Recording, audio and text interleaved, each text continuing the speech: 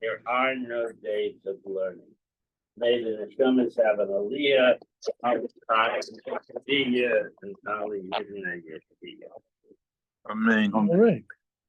So yesterday we learned as often as the Gemara does, we learned the anomaly, the exception to the rule, and today we're going to learn the rule. And I mentioned sometimes these things are not by accident, and the way to learn how to learn is to learn from the Gemara. The way to learn how to teach is also from the Gemara. And I told you one of the things that the Gemara does. The Gemara will often introduce terms, unlike the Greek and Western education, which most people in America get. We don't introduce terms without defining them. The Gemara does all the time because it works better that way. And you'll see that, for example, let's say you have a baby. So nobody has a baby and grabs a grammar book and then starts with it. He says, now, there are nouns and verbs. This is how nouns work, and this is a proper noun, and there's transitive verbs and intransitive verbs. Nobody teaches the baby that way. The baby hears the parents speak. The baby first imitates just the sounds and the rhythm and the music of the speech, and eventually the baby starts to use words. And the same thing in the proper education of Judaism, you see that not only long before the child is obligated to keep the mitzvahs, long before the child can possibly understand the mitzvahs, we accustom the child to the mitzvahs. And that was the obligation of the rabbis. In addition to the obligation of teaching a child Torah, the rabbis obligated us to just accustom the child to the mitzvahs, just to get him used to it. So you can stand in your head with Havdalah, but when a little baby's seen Havdalah 50 billion times, and they see the beautiful flame and they smell the things, the kid always wants to get a smell, etc. Yeah. They're all involved. They're all involved, and they know. So immersion and example is a powerful way of educating. And often the best way to teach something is to put it to use from the start and let the person understand it. The mother of my first wife, may she rest in peace, the most rest in peace. So she learned to be a seamstress. And she said that for the longest time, when she first went to learn, she's like an apprentice, they had to do only one thing, and that was to take old clothing and rip out the hems, undo the hems, so they could be reused and repaired, etc. Now, that is kind of dumb work. There's no question about it. But I can assure you that when you've ripped out, hundreds of hems, you have a powerful understanding of how hems work. And the truth is, when I met her, she could actually go to a shop window, look at a dress or a suit, and then put the cloth on the table and cut it without a pattern.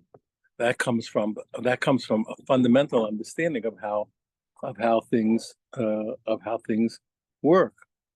When I was younger, you had all the time in the world and not much money, and became Pesach time. We did everything ourselves, and my brother and I, besides being religious, and medactic as we could, we wanted to use our ovens for Pesach, and ovens get filthy, especially the old ones. The older ones were different than the modern ones. And we used to take our ovens completely apart, totally apart, and we cleaned every bit. And we were convinced, and I believe to this day, that we understood the oven better than the manufacturer, because I knew exactly where the soot got caught. I knew how the airflow went. We knew it unbelievably. And we had a good friend in Eretz Yisrael. He and his father, they're both in the next world already. His father and he, eventually, they were the most sought after machinists and factory maintainers in the country. His father could come to any factory and just listen. He'd listen on the factory floor, and he'd know which machine, which belt, which thing, what was wrong. He'd listen just by listening. The son told us that the father, before he would assemble a factory, before he put a factory together, or a new machine, he would take every single part of that machine and touch it. Every cog, every wheel, every spindle, every axle. And why is that? Because his understanding of the components of the machine were so fundamental. You understand? You understood it from the ground up. That is the most powerful understanding. And that's how the Gemara teaches us. So that's how we work. When we understand a thing, we understand every component from the ground up. Then your understanding is an understanding rather than just trying to, just having somebody to tell you about, etc. But when and you see the Gemara puts us through our paces again and again. And often when I would travel, these people, because they were foolish, because they figured that because I'm a Ben Torah, it must be I don't. How stupid they were. They understood they must be. I'm a Ben Torah, so I'm not sensitive to people's needs. Which it's the polar opposite. They were so uneducated. They believed that a Talmid Chacham would not be sensitive to the needs of people. So they were sure that when I spoke and used the term without defining it, that I was too naive or too sheltered to understand that people didn't know what the term meant. I knew that people didn't know what the term meant, and I didn't want to define it. But they were sure that I was too ignorant to know that. So they would in Sado Vox, translate for me, assuming that I had no understanding of what I was doing. Because they were ignorant. They're ignorant. It's the opposite way. So the Gemara's method is often the Gemara will introduce a term or take the Gemara starts out often with the strangest case, and only gets to the norm later because it's a better way to teach. As my brother's father-in-law, may he rest in peace, was a nationally for sure, maybe world famous diagnostician. He always won and beat everybody always, all his life. And what was the reason he told us? Because he grew up as the son of a country doctor. You hear this? And he accompanied his father all of his young before he ever went to medical school. And in the country, the father didn't have a hospital to back him up and a staff and a thing like that. Whatever happened, he was he was a medical doctor, for humans. But it's very similar to what happens with veterinarians. He's out in the country. There's nobody to back you up. It's like you got to figure it out. He's all of a sudden doing grafts that nobody ever heard of in their lives because there was nothing else to do. He had to do it. He had to make do it when a person has a fundamental understanding. So this guy, when he grew up, he was a diagnostician, far beyond everybody. Why? Because he understood every system, from the most basic component. And that's the beauty of Talmudic construction and Talmudic learning in the world. These things, I give you a word from the sponsor because people don't know what this is. People don't know what this is. There's not a book. There's not a book. This is a godly revelation. And the rabbis who spoke and the rabbis who redacted, they're humans, but they were like angels. They were like angels. They understood how to preserve. You understand how to pass on the word of God from generation to generation. That's why we're still here. This is the only reason we're still here. Nothing else worked. The Talmud was our country. You know that. That's what they called it. The Talmud was called our portable country. This was our country. This was our country throughout history. This book was our country throughout history.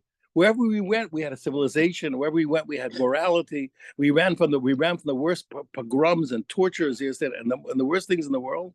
And we got there, and 2 minutes later, they were setting up a Chevra Kadisha and a mikveh and a free loan society. Yes, and every other thing, and a based it. And we had a world. We had yeshivas. We had a world. We had a civilization. It was always here. Our civilization was here. Our country was here, and that's what they called the Talmud, the portable country. That's what they called it. It was called the portable country. We never lost it. We never lost it. We had political ups and downs. We had horrible massacres, the worst suffering in the world. But we're here because of this. This was it. Again, the rabbi, and this was because our Chachamim, who understood how indescribably precious the Word of God is, they made sure that it would never be lost. That's really what happened. And the method of teaching, the more you understand it, the more you understand. It's and you'll be shocked if you see. I don't know what's going to happen here, but you'll see eventually if you get to learn really how we derive the halacha, and say from our tradition, you'll see that the science of understanding the Gemara is what gives you the halacha. When people don't have it, they're foolish. They come up with foolish conclusions in the halacha, and people don't know. Here, the Beis Yosef. The Beis Yosef. He's the author. Beis Yosef is the author of the Beis Yosef from the Torah. He is the author of the Shulchan Aruch. The entire Jewish world has been resting on him for several hundred years. For several hundred years, he wrote a book. He wrote the Klal Hashas. He wrote a book to teach you the theory of the Talmud. People don't read it. They're idiots. People are idiots. The master of the Shulchan Aruch wrote a book teaching us how the Talmud works, and people don't study it. They're idiots. I'm telling you, pardon me, I love everybody, but they're idiots. They're idiots. Here's the master. It's not that big. No, he left that methodology is a very there's a book, and he wrote that book about another book. There's several books. There's a book called Alichas Olam, which also organizes these things. Yeah, on the other hand, he wrote the Shulchan Aruch because the people didn't read the Beis Yosef because. No, he wrote. It's the opposite. It wasn't. You should know.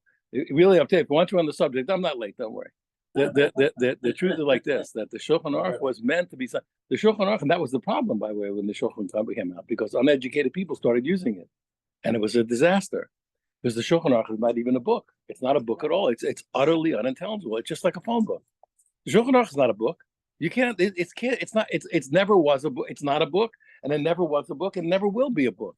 It was a list. It was a list of conclusions. It was just made to review. It was the way to review everything. He thought 30 days.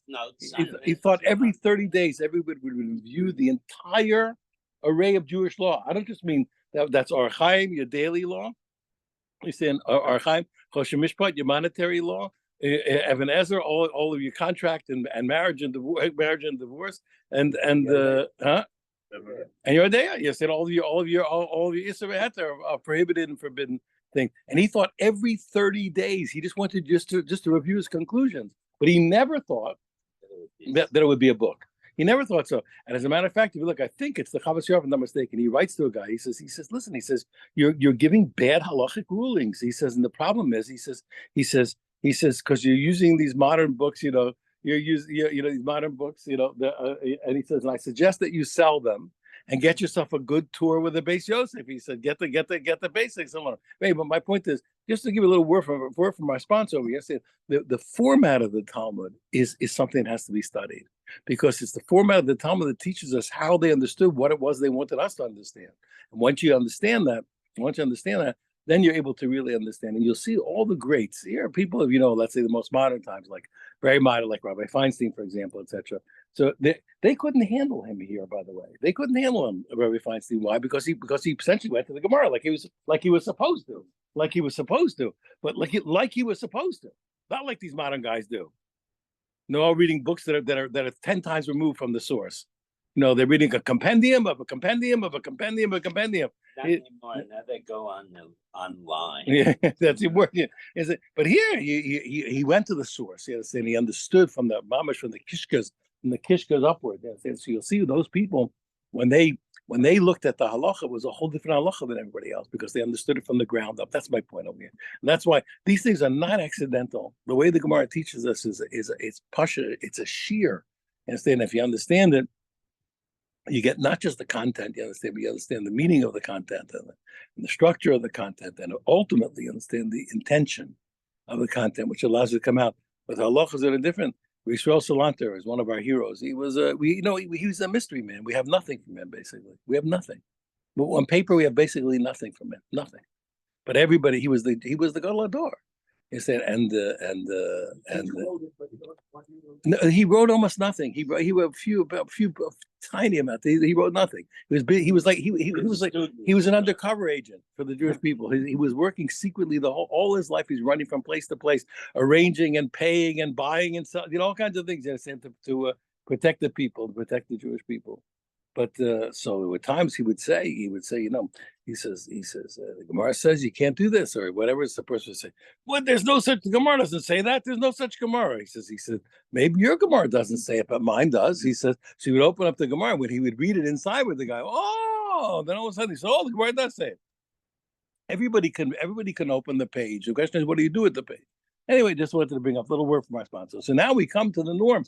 When we're going to make a protest, not in front of the occupier. So remember, we said, according to the Chachamim, when we have an argument, what's the purpose of the protest, or what's the purpose of the occupancy? So we're learning that the purpose is what? That since normal people don't want to hold on to a paper, I hate everybody who wants to hold on to a receipt forever. It's a nuisance. Instead, so people don't hold papers more than, they don't hold a receipt for more than 3 years. They don't hold a deed for more than 3 years. It's too much. It's nuts. So therefore, so the purpose is to get the purpose of the protest is to make sure that it goes from both ways. It's to challenge the occupancy, and it's to give also the occupants a chance to want to listen. Hold on to your paper. It goes both ways. You have to give him a chance to, hey, keep your paper. He has to know that he needs his paper. He doesn't want to hold his papers. It's a stuck. He has to hold his paper. Somebody's challenging him. So now we have to see what's the prop. So the type of protest that you're going to make, not in front of him, has to be one that works from both sides. It's really a protest, and it's one that gives him fair warning to hold on to his paper. So he says, hey, Macho, here we are at the bottom of the page, right? The bottom of three lines to the bottom. What's the proper way? What is the formula for warning a person when you're not in front of him? He says he has to say Planya Gazlano. He says, look, this. He says, if he just says, listen, Mr. X is on my property as a thief, it's not a proper protest. Why? Because we don't know why he's calling. We don't know why he's calling him a thief. He can be a thief for anything. We hope what he has to say, he's stealing my land. He's on my land. He says, but if he says Planya Gazlanohu, he says, if this guy's a thief, then Nokit Leila Are Bagazlusa, he's now taking my land through thievery. Also, Machlokas Rishonim here, but he said, what? And tomorrow, any day now, I'm going to take him to court. Fair warning for the guy to, you see what's going on? Fair warning for the guy to hold on to his paper. And he says, Havi Machar. Then that is a proper warning. Omar, now we have a few cases that we don't know what the law is. Omar, he says, what if the guy who's making the protest says to the witnesses that he's not in front of the occupier. Not in court. Yes. So he says, Lo Tamerle, he says, don't tell him. Now, there's reasons why a guy would want to do this. It sounds insane. Remember, if we said the purpose of making a chaya, says, hey, listen, I did give notice. What he says, there's a few reasons why he doesn't want to do it. One, he doesn't want the guy to quickly forge a paper. He doesn't want to give too much warning to a guy. He wants to be on record as having protested, but he doesn't want this guy to take a cue. You know, a cue to what? To go forge it. To forge a deed. To forge a deed. Okay, for example, you said, or he wants to be able to get there and claim his claims without that. He wants to be able to surprise the guy. So he says, "My." So what's the law? Now we got a problem. Of course, on the one hand, he did go on record. On the other hand, look, he didn't really give fair warning to the guy. What's going on? Rav Zavi says, what are you talking about? It's obvious. If he said to the witnesses or to the people he protested in front of, don't tell him, it's obviously this is no protest. It's not going to work. You're not giving a guy any fair warning. And he's not serious. Rav Papa says no. He says, even if a guy says don't tell him, all he meant was don't tell him. Don't tell him. But you can tell other He wants them to tell other people. He wants the word to get out, but not for them to go directly to the guy. That's too much. He says, and the principle, like we said, and this is the principle that we hold, as we'll see. He says, your friend has a friend, and your friend's friend has a friend. Eventually, the word will get out. So a papa holds doesn't matter, even though as long as he didn't tell them not to tell anybody. We told him not to tell the guy, it's still fine because the word's going to get back to him. Says the Gemara, Amru leilor, minin le. What if they said to him, they said that he didn't ask them. The witnesses said to the protester, we're not going to tell him. Amrav Zavidok, he says, look, it's obvious. They said we're not telling. It's obviously not going to be a good protest. It's not going to give fair warning. Papa Armai says no. He says, if they only said we're not telling him, they said what? We're not telling him, but we're going to tell other people. And therefore what? That is sufficient for the law of protest. That's good enough for us. We said what? Your friend has a friend, and your friend's friend has a friend. Remember, that was the argument we had before between the Tanakama yesterday and Rabbi Yehuda. We hold what? As long as event, even though you didn't get in front of the guy, but since it'll eventually get there, it's fine. Amalu, now this one we have no argument. You're going to see. Amalu, what if the protester said, "Lo typically lechushusa," don't say a word. Don't say a word, not to anybody. So the Rav Zavid, he says, "How come typically lechushusa?" But he said, "Look," he said, "Don't say a word." And here, even though the Gemara doesn't point it out, but we assume that our Papa here also agrees. He doesn't disagree with this case. Amalei lavakinan shusa. What about the opposite case? Again, the converse, where what? Where the witnesses said to the protester, we're not going to say a word. We're not talking. Papa said, even here, he said, Rav Papa himself, the position that Rav Zavi took up until now, Rav Papa himself said, listen, If they said we're not saying a word, means we're not going to talk to anybody, it's obviously not a good protest. Rav Huna Breid Rav Yeshua Omar, he said, "Kol milsadil Rami alei dinish Omar Allah v'lo adakti." No, he says you're making a mistake. He says it's not true. Even if they said we're not going to tell, when is a person careful not to tell? When the guy who is in possession, so to speak, the boss says don't tell. So if a person tells you don't tell a secret, for example, you're not allowed to tell. It's a prohibition. If somebody tells you a secret, you're not allowed to tell. It's forbidden. So, in fact, even if somebody tells you privately in a way that indicates that it's a secret, you're not allowed to tell. So he said, when the guy tells you, they're not going to tell. But when they weren't obligated, and they said we're not going to tell, they're not obligated not to tell, and therefore eventually it'll get out. They won't pay attention. Eventually they'll slip. They'll come out. Okay, now Amar Rav Nachman. Now we're coming back to the simple rules of making a protest not in front of the person. Amar Rav Nachman. So remember, this has been an argument we've been having, but he said, and we try to say it from the Michelle way, but we'll open it up again. Is protesting not in front of the guy good enough? Is that good enough to assume that the word's going to get back to him and the guy's going to have a fair chance to keep his paper? Is it good enough? He says, yeah, it's good enough. You don't have to protest in front of him. To protest in front of people, it'll get back to him. So Rabbi Esakash Rav Nachman, he says from our Mishnah, and from our Mishnah, it's not like you, because he's going to say, and we assume that this was the truth, by the way. Rabbi Yehuda said, "Lo amru shalosh shanim kadei sheyeh baspamia v'yachzik shana v'yachav yodeu shana v'yavo l'shana acheres." He said, "Listen, the whole rule of 3 years is lav dafka. You don't really have to wait 3 years. Really, really what a person doesn't have to occupy for. If he occupies for 1 minute, so to speak, and the guy knows and doesn't protest, it's a good occupancy, and it establishes enough of a status quo that he can claim that he bought it.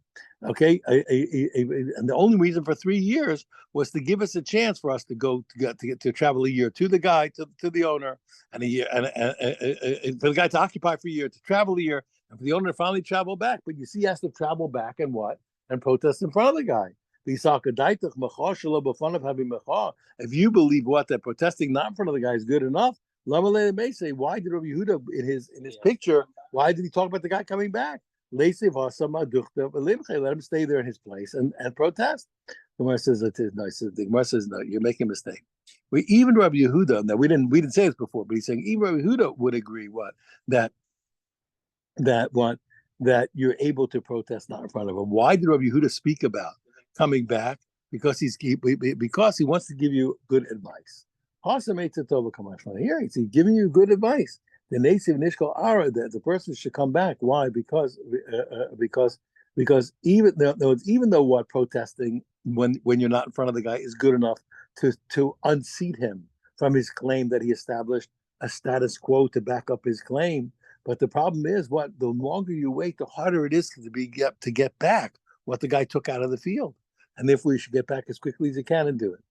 Now, the Komosivle, the Gemara said, but from the fact that Rava asked this as a kasha, Rava Lav Nachman, the fact he asked a kasha, Mechlal, the implication is the Losvirale, okay, the Mechosh Lo B'fanav Mechof, and the fact that he challenged him must be that he himself holds that protesting not in front of the guy is not good enough. But it's not true. We saw yesterday. It's not true. Rab himself said, okay, he said, when he was explaining to us, he told us that a protesting not in front of the guy is a protest. When it says no, it says he did say that, but he did originally believe that. But Basar the Shama, after Rav Nachman, but that was only after he heard from Rav Nachman. Okay, so he held it. Originally, when he challenged Rav Nachman, he originally held that disagreed. That protesting not in front of the guy is not good enough. Once Rav Nachman was able to satisfy his challenge, then he took up the same position. So the order of the history of those two positions was mixed up in our minds. Ashkechina Rabbi Yossi, Rabbi Chanina, Tamid Rabbi Yochanan.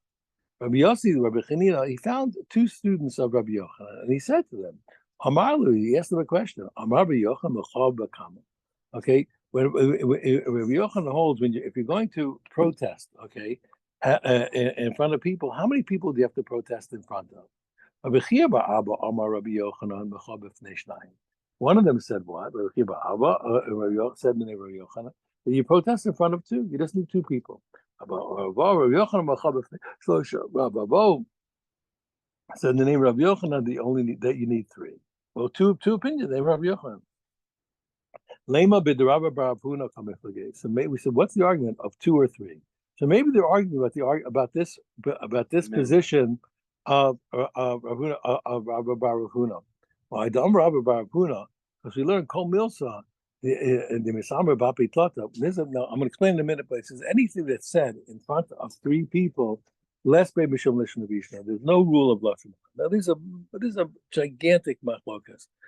The simple way is to learn what's that once something was said in front of three, you are not prohibited from passing it on, but because it's already known. That's one way.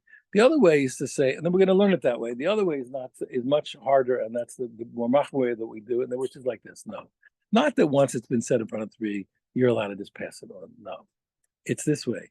If there's a thing that it's hard to tell, sometimes when a person says something, it could be negative, and it might be negative, and it might not. So those things, when a person says something that's kind of ambiguous, if the person says it not in front of three people, we have to assume that he meant it was the bad way, and you shouldn't say it. But if he's public, but if he says it in front of three people, so then we can say the other way that because he was willing to say it in front of the three, so it must be the other one. Must be if it can be looked at this way and that must be he's saying it the nice way, and not the not nice way. But the main point is like this. But the point is, we'll learn simply, why is it that once it's said in front of three, there's no prohibition of passing it on? Obviously, for all the right reasons, no prohibition for passing it on. Because once it's in front of three, it's going to get out. It's eventually going to get out one way or another. That's how people are. The odds, yes, the numbers are too great for it to be contained. Isn't the Gemara playing to the least common denominator? Maybe they're all righteous people, and they're not. No, so that's no. So I want to explain. I'll explain to you in a minute. I'll tell you why. Because it's human nature. You say things by inference on things. It comes out eventually. The numbers game is against you. And I'll tell you, this is a very important thing. This is not a proof, but it's brought by the Rishon, in particular by here, and you have the Kuzari brings this argument. One of the most powerful arguments against any given conspiracy theory is the numbers of people involved. What do we mean to say? I'll give you an example. There are people who believe that the America's moonshot was a fake. It never happened. It was all faked in the television studio, and that was all a fake. So the reason why we can be very skeptical about such a conspiracy is because as small as you make it, it would have taken hundreds of people to be in on the scam. In those days, hundreds of people. Thousands? Yeah, thousands. Whatever you're going to say, do thousands even better in the government. So for thousands of people to have been involved, hundreds, thousands been involved, and not a peep, not one of them came out to tell us. It's true. It's very unlikely. Who used this argument? The Kuzari, the famous book of the Kuzari. What's the argument? You know what? Moshe made it up. Would you give me a break? Even a conservative estimate, we had like about 5 million people came out. 5 million people are there in the desert. Moshe Rabbeinu makes up a whole Torah, and for centuries, nobody. Hey, I was there. That never happened. Nothing. Not a peep until we get up to the upper course and we start to deny the tradition of the Torah. Very unlikely. Very unlikely that would say he himself uses this argument. Knows once the numbers are great in a conspiracy, you can be very skeptical about a conspiracy for so many people to be involved. So now I'm saying you're right. We said only three, but the truth is human nature. If you know people, you'll see it's like this. Eventually, even innocently, it's going to get out. There's a certain point it's just going to get out. That's too much. 3 is too big a number. You understand? For normal life to go forward, not maliciously even, not to say maliciously, but it's going to get out. It's out. It's out. What are you going to do? It's already done. And for sometimes there are things sometimes if everybody knows the thing already, for you to say it again, it's not really a problem. You say, I'm not talking about the three business, but let's say I had a very serious case recently, very serious, very very serious, where a Jewish guy was a bum, and broke the laws, etc. And he was all over the newspapers. He did wrong. And they were investigating another Jewish guy who didn't do wrong, who the bum implicated wickedly, by association. And the kosher Jewish guy was already being so to speak, and investigated by the newspapers. And if he didn't speak negative, he felt if he didn't speak negatively about the guy, he was going to be exactly. But the real truth was that there was not a problem because everybody knew already. It was everywhere. It wasn't a problem. The guy was sick. He was sick over himself. But he didn't do anything wrong. He didn't do anything wrong because it was known already. Everybody knew. But anyway, the point. So anyway, you want to try to say it's not a question of being wicked. Life is like that. When you get a certain amount of numbers of people involved, and that's the rule here. What's the Mishnah say? According to one opinion, one version of the Mishnah Novos. If you don't want people to know something, what should you do? Keep your mouth. Don't tell anybody. Don't tell. That's right. Don't tell. If you really don't want anybody to know, here's the last thing you do. Hey, don't tell anybody, but that's it. I tell you, I have to kill you. It's over. If you really don't want something to be known, don't tell. That's the rule. If you don't want it known, don't tell anybody. You can tell me. No, I can't. No, I cannot. Anyway. Yeah, exactly. Yeah. Anyway, so we got it. So that's a simple thing. So he's saying what? So therefore, maybe that's the argument. Whether what since the purpose, remember, our protest has to get back to the guy. So is 2 enough? So one opinion will say, what, 2 is enough, and one opinion will say, no, only 3. When is it that? Wait. No, even though we don't, they're not really Adim, but it's like it. They're not really Adim.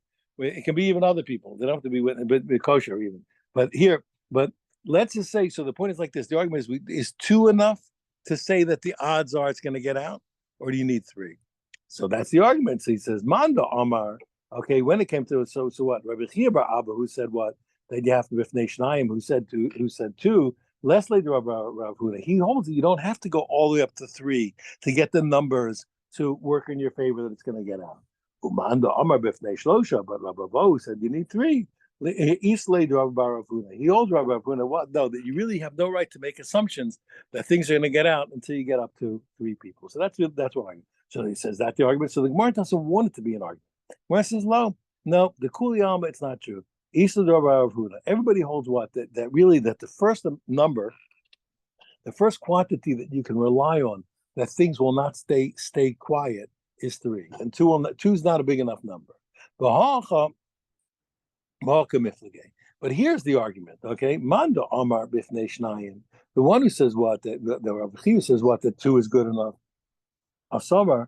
Here's the argument. He's really from the very extreme position. You know what? That no protest works in front and not in front of 2. And here, when he said 2, he wasn't talking about. We assumed that he was talking about a protest in front of 2.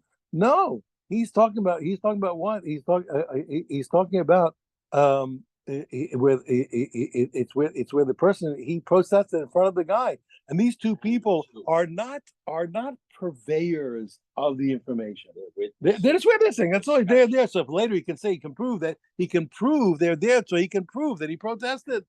Umanda Amar b'fnei shlosha, the one who said in front of 3, Kasabar, he believes Machashlo in front of Machah. He says, what? He holds that you can protest or not, but everybody agrees if you're going to protest not in front of the guy, you have to have a mechanism that you can rely on, that the information is going to get back to the guy. So that's one way. But we were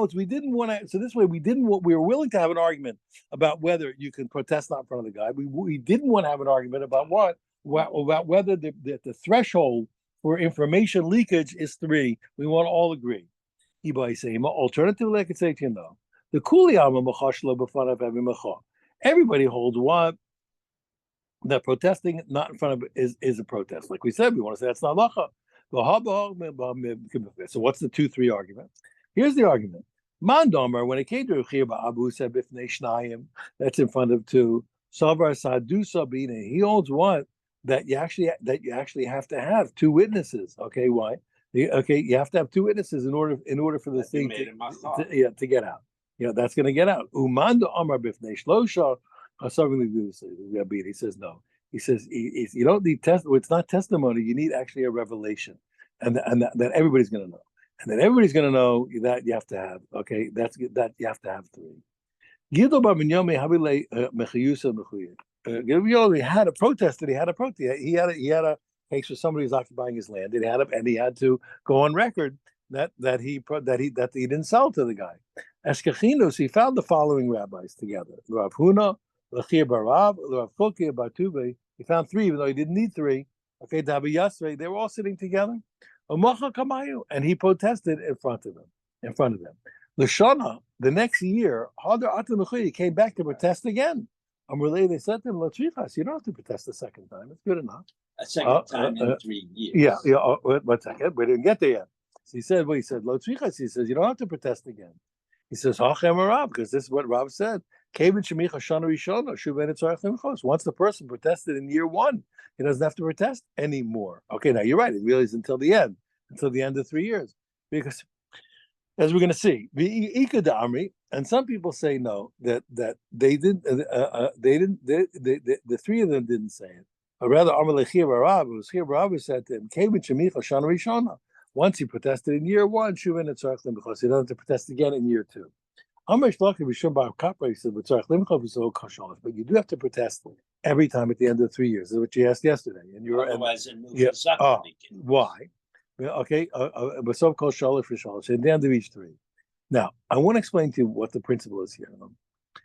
Remember, we had yesterday. We explained that we had an argument of the functioning of the protest.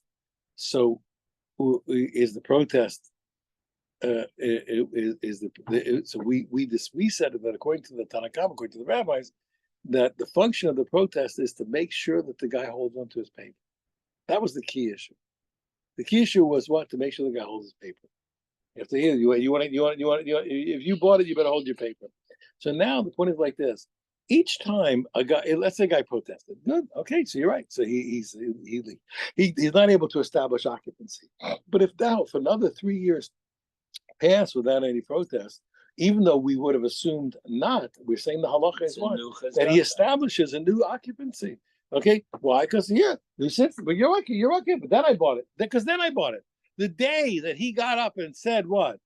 I was illegal in his land. That afternoon, I bought it from him. Once I saw the jig's up. The guy announced that I'm there illegally. So I went and I bought it. I straightened it out. I went and I bought it from him. Or he's too strong to fight with.